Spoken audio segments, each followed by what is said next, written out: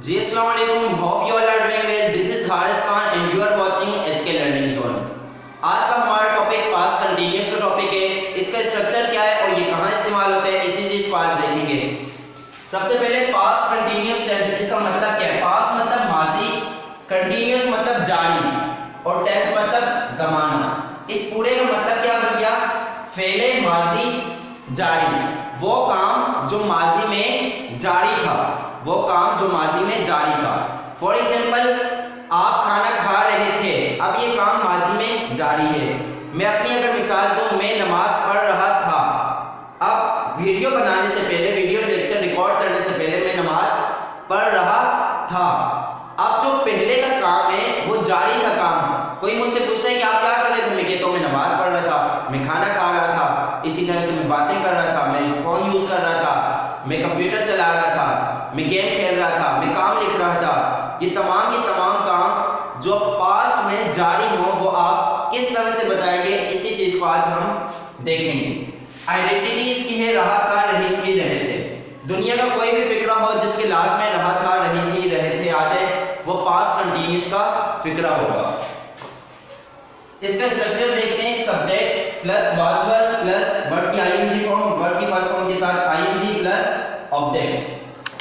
अब सब्जेक्ट में तो he, she, it, I, we, you, they आ जाएंगे, लेकिन वाज वर्ब, हेल्पिंग वर्ब यहां पर दो हैं। वाज का इस्तेमाल होगा और वर्ब का इस्तेमाल होगा, ये भी देख लेते हैं। वाज का इस्तेमाल हम आई, ही, शी, इट और सिंगल नेम के साथ करेंगे। इसी तरह से वर्ब का इस्तेमाल हम करेंगे वी, यू, दे और प्लूरल नेम्स के साथ। उसके बाद वर्ब की फर्स्ट फॉर्म के साथ आईएनजी फॉर्म, फिर उसके बाद फिर ऑब्जेक्ट। अब सब्जेक्ट की जगह he, she, it, I, we, you, they कुछ भी आ सकते हैं। Let's see by the help of some sentences और examples so that you will be able to understand very well. वो सो रहा था। अब यहां पर जो लिखा हुआ है वो की इंग्लिश क्या है, ही। अब लड़का है तो ही के साथ आएगा वाज, ही वाज स्लीपिंग, वो सो रहा था। इसी तरह से वो खाना पका रही थी।